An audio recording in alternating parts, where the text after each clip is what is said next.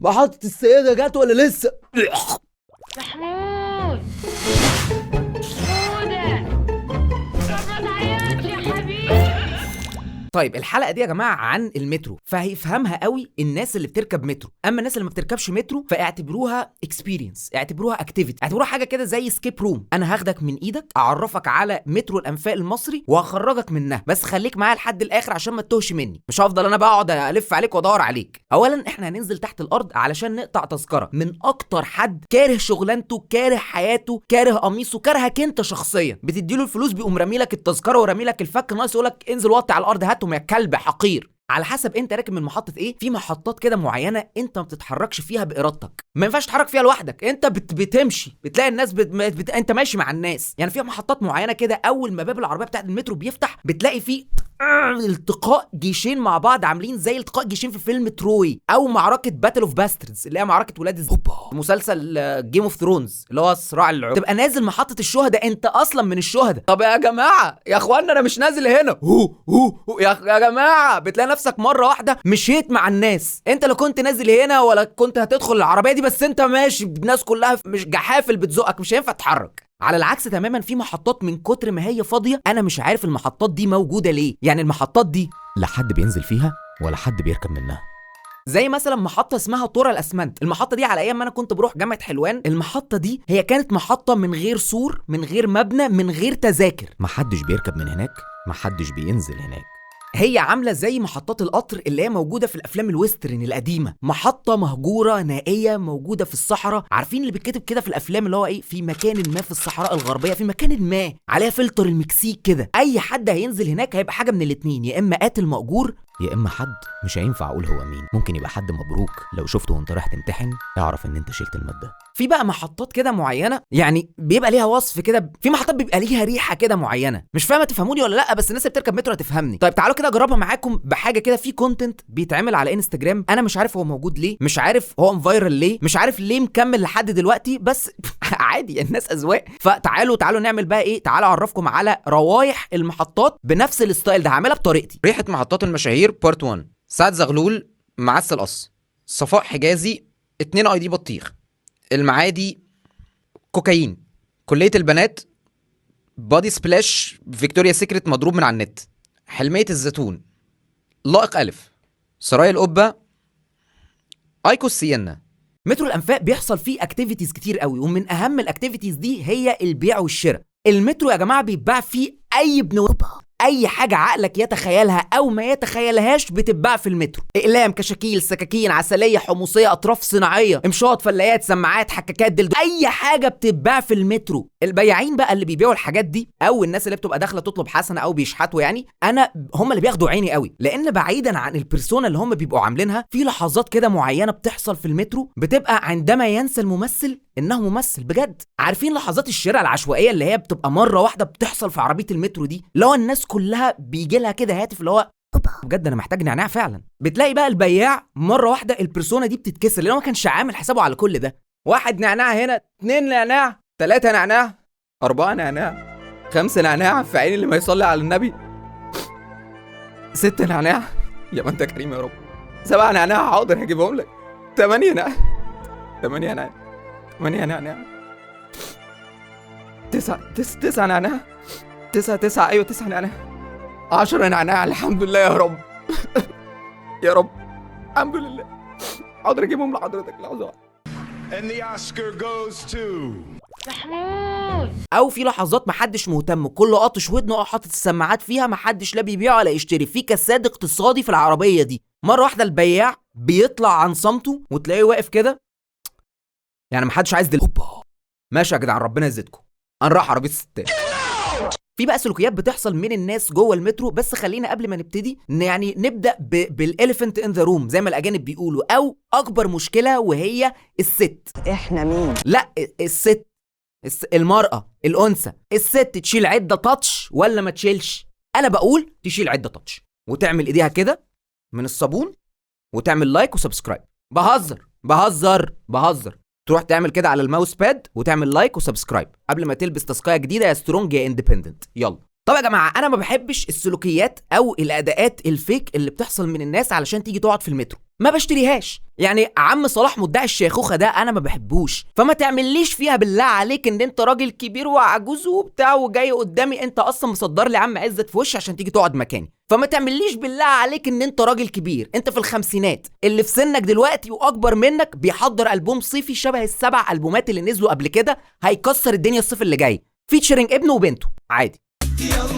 والست شيماء، ها الحنه اللي كانت قدام المدرسه، ها المدرسه ايوه اللي انت هريتي نفسك فيها رقص دي. يعني يا ست شيماء ما تعمليليش هناك امينه واركب الحنطور ديريجن وهنا تعملي لي فيها امينه رزق بائعه الخبز، ما باكلش من الكلام ده. طيب عشان الموضوع اللي انا قلته ده شائك شويه، فخلينا كده نعمل قعده اصول وجدعنه، وتعالوا برضو نعملها بطريقه 2026، الطريقه اللي الناس هتفهمها، وهي طريقه البير مينيمم او البرنسس تريتمنت. تقعد واحده ست حامل مكانك بير مينيمم، تقعد شاب ماسك عكاز برنسس تريتمنت، لا يسترجل. تقعد واحده معاها طفل على حسب الطفل، لا على حسب الطفل ايه، لا ده بير مينيمم. تقعد واحده ست عجوزه كبيره مكانك بير مينيمم. تقعد بنت اكاونت مانجر نازله تحارب على شغلها ب 4000 جنيه في الشهر، هنا لازم تسال نفسك سؤال، حلوه لازم تعملها كبرنسيسه طبعا. بير مينيمم لو تخص الريحه يا جماعه في المترو وخصوصا في الصيف، يعني حاجه ربنا يا رب ما يكتبها عليكم. انت في اوقات معينه لما عربيه المترو بتفتح في الصيف انت بتحس ان انت دخلت جوه باط، لا هو مش كانك، هو انت بتدخل جوه باط بجد بكل ما تحمله الكلمه من معرق. انت بتلاقي نفسك دخلت رشقت في باط واحد عامل كده، مش شايف حاجه ومش شامم حاجه، هيغمى عليك، تقعد كل شويه تطلع محطة السيدة جت ولا لسه؟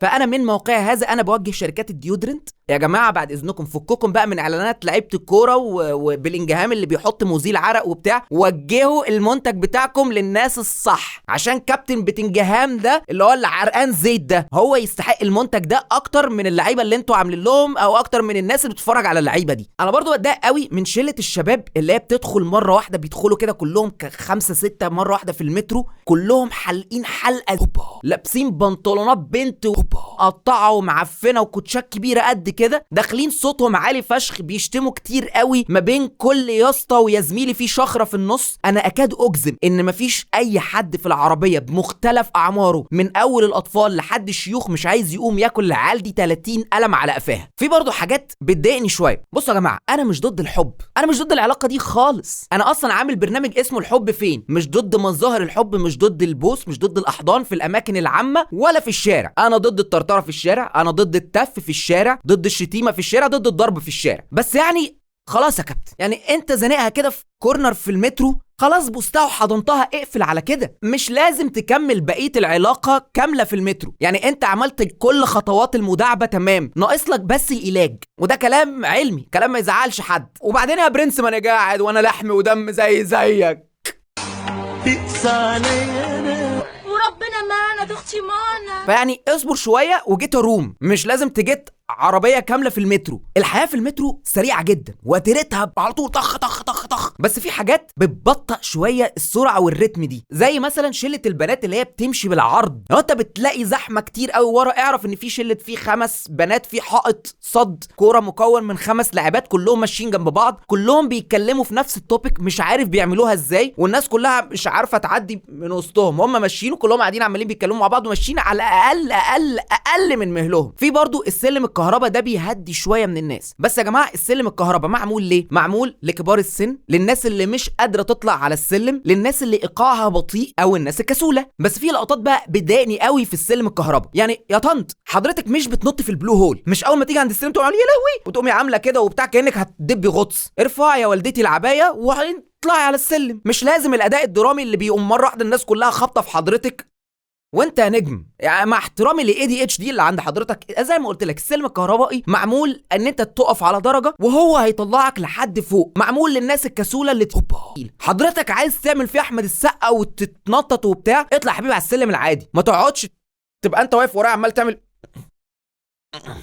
كده لا مش هتعدي. انت في 5 محاضر تحرش المفروض يتعملوا باللي حضرتك عملته فيا دلوقتي ده. ومعلش برضو يعني يا جماعه انا برضو مقدر الانفستمنت اللي بيتعمل في كل محطات مترو مصر، بس يعني المحطه بجد فعلا مش ناقص زحمه. فيعني الاكشاك والحاجات اللي بتبيع حاجات جوه المترو دي انا شايف ان احنا يعني لو نقلل عددها شويه، عشان انت مره واحده بتبقى ماشي ومره واحده بتلاقي في ناس كلها واقفه متجمعه عند محل ما كلهم عايزين يشتروا منه. عايز برضو اقول كده كام حاجه للناس. يعني في ناس معينه في اوقات بيبقى الناس مش عارفه هي تروح محطه ايه ولا تيجي محطه ايه. لو حد سالك من الناس دي حاول تساعدها. طبعا ان انت تقعد حد مكانك وكده، في حاجات الدين بتاعنا وعاداتنا وتقاليدنا وجدعنتنا واصولنا كلها بتجبرنا ان احنا نعمل حاجات زي كده، وفي اوقات تانية بتبقى من الجدعنه ان انت تعمل او تقعد حد مكانك. الموضوع مش اجبار تماما خالص ان انت تقعد حد مكانك، بس هو الموضوع بينحصر في حاجتين: الذوق والجدعنه. في اوقات كتير يا جماعه احنا بنبقى مضطرين ان احنا ننزل اشغالنا او نروح شغلنا واحنا عندنا برد، عندنا مرض ما ايا كان. لو انت حاسس ان انت اليوم ده تعبان واليوم ده بيبقى زحمه قوي، مفيش اي مشكله، عدي على اي صيدليه بجنيه، روح اشتري كمامه علشان ما تعديش حد. برضو في الصيف يا جماعه الناس اللي بتركب مترو، في موجود في الصيدليات ديودرنت من اول 10 جنيه لحد بقى الى ما لا نهايه، تقدر تشتري اللي انت عايزه. او لو مفيش كل ده، في على فكره صابونه وشويه ميه. الحمد لله مصر هبه النيل، عندنا الميه موجوده، والحمد لله الصابون برضو موجود من اول 2 جنيه لحد وانت طالع. طبعا الخطوط اللي موجوده دلوقتي اللي هو الخط الثاني والخط الثالث والحاجات التوسعات اللي بتحصل في المترو دي حاجات بجد فعلا شكلها شيك قوي. ودي يا جماعه حاجه انا خدتها او